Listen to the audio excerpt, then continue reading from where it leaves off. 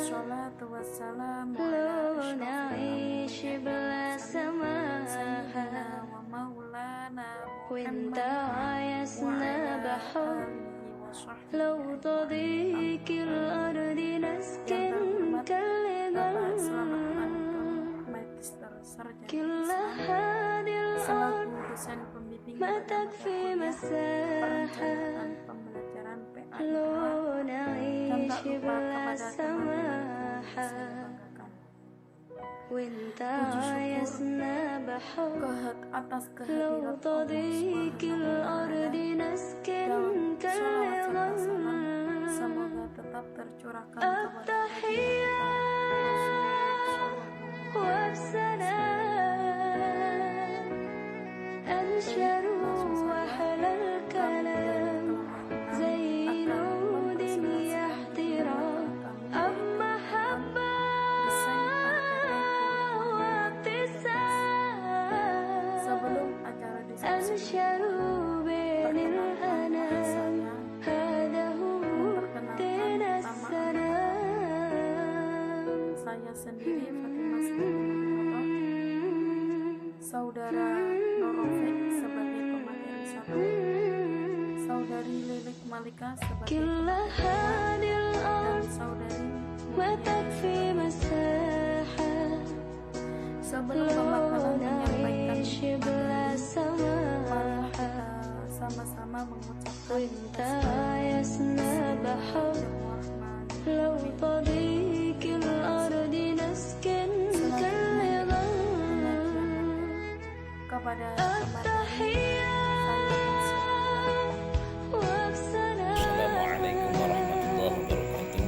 أنشر Bismillahirrahmanirrahim. Allahumma sholli ala sayyidina Muhammad wa ala ali sayyidina Muhammad. Pada yang kami muliakan Bapak Sahabat محبة selaku pengampu makul perencanaan sistem pembelajaran pilihan yang kedua semester 1 Demak, para rekan-rekan kita mahasiswa semester 5 yang kami banggakan, baik di sini kami akan menyampaikan, mendiskusikan secara singkat desain rencana pelaksanaan pembelajaran K13 yang disebut dengan RPP. RPP itu adalah suatu rencana yang menggambarkan prosedur dan pengorganisasian pembelajaran untuk mencapai suatu kompetensi dasar yang ditetapkan dalam standar isi dan dijabarkan dalam silabus. Jadi RPP itu merupakan suatu makanan pokok yang harus ditelan dan harus dicerna dengan baik dalam nantinya akan diaktualisasikan dalam pengajaran di dalam kelas. Di RPP ini dibuat oleh seorang guru untuk membantu dalam mengajar supaya selesai dengan kompetensi dasar. Standar kompetensi pada hari itu seorang guru mengajar sebuah mata pelajaran dalam suatu tema.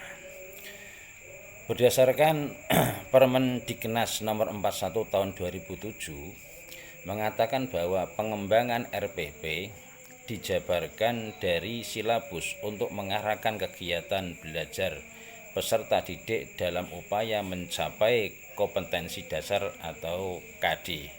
RPP ini akan disusun untuk setiap KD yang nantinya itu akan dilaksanakan dalam suatu kali pertemuan atau mungkin 2 atau 3 pertemuan. Jadi guru merancang sebuah penggalan RPP untuk setiap pertemuan yang disesuaikan dengan penjadwalan pembelajaran atau pelajaran di suatu lembaga pendidikan. Kemudian yang kami akan sampaikan adalah dalam menyusun RPP, guru harus mencantumkan standar kompetensi. Yang standar kompetensi itu menjadi payung kompetensi dasar yang akan disusun di dalam RPP-nya. Di dalam RPP secara rinci harus dimuat 1. Tujuan pembelajaran, materi pembelajaran, metode pembelajaran, dan langkah-langkah kegiatan pembelajaran, sumber belajar atau referensi buku, dan penilaian. Apa tujuan guru itu diharuskan membuat RPP adalah tujuannya adalah untuk mempermudah strategi guru dalam meningkatkan hasil proses belajar mengajar, kebutuhan peserta didik, kemampuan pendidik, dan fasilitas yang dimiliki oleh sekolah tertentu. Dengan menyusun RPP ini, maka guru akan mampu melihat, mengamati, menganalisis, dan memprediksi program pembelajaran dalam kerangka kerja yang logis dan terencana. Hal-hal yang perlu diperhatikan dalam RPP adalah sebuah prinsip: satu, memperhatikan perbedaan individu peserta didik. Yang kedua, bersifat fleksibel. Yang ketiga, mendorong partisipasi aktif peserta didik. Yang keempat, mengembangkan budaya membaca dan menulis. Yang kelima, disusun untuk setiap kompetensi dasar. Yang keenam, memberikan umpan balik dan tindak lanjut RPP yang telah dilaksanakan. Yang ketujuh adalah keterkaitan dengan dan keterpaduan. Yang terakhir adalah menerapkan teknologi informasi dan komunikasi di suatu lembaga tersebut. Nah, ini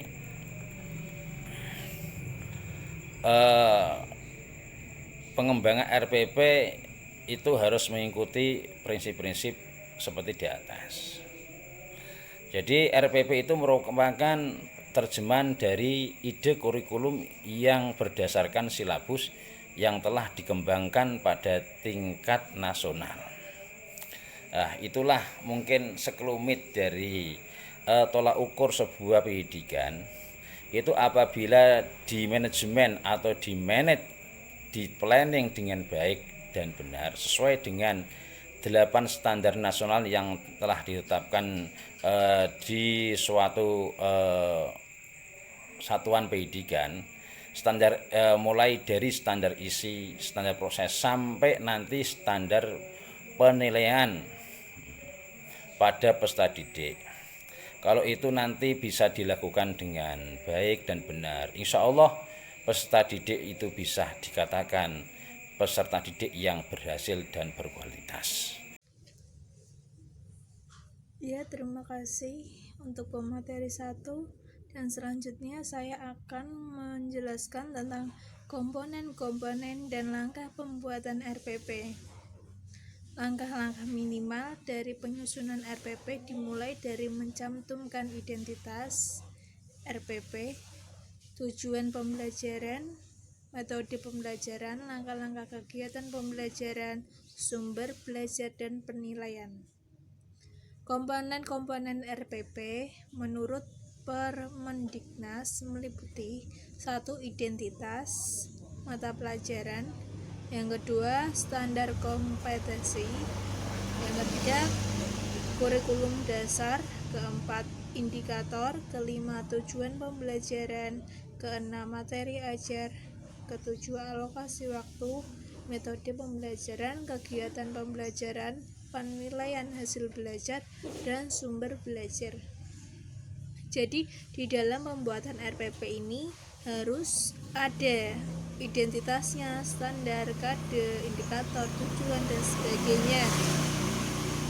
Selanjutnya yang D, format dan RPP kurikulum 2013 meliputi satuan pendidikan dulu yang pertama, kedua kompetensi inti, ketiga ada KD, indikator pencapaian kompetensi, deskripsi materi pembelajaran, kegiatan pembelajaran, penilaian, media, alat, dan sumber belajar, dan tanda tangan kepala sekolah untuk di samping kiri, dan tanda tangan guru kelas di samping kanannya. Terima kasih.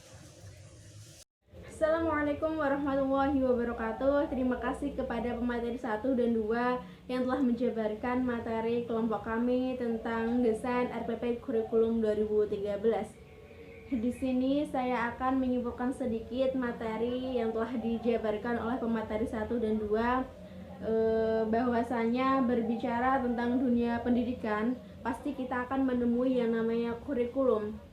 Setiap perubahan zaman pasti akan ada yang namanya perubahan dalam pembelajaran, atau sering kita sebut dengan RPP, Rencana Pelaksanaan Pembelajaran. RPP merupakan rencana pelaksanaan pembelajaran yang dilakukan seorang guru dalam mengajar, atau dalam tanda kutip itu harus dilakukan seorang guru dalam mengajar. Persiapan di sini yaitu dapat diartikan persiapan tertulis maupun mental, situasi emosional yang dibangun, lingkungan belajar yang produktif, serta meyakinkan pembelajar untuk mau terlibat dalam situasi belajar secara penuh. Adapun prinsip-prinsip rencana pembelajaran menurut Permendinas nomor 41 tahun 2007 tentang standar proses terdiri dari 1. Memperhatikan perbedaan individu peserta didik. 2. Bersifat fleksibel.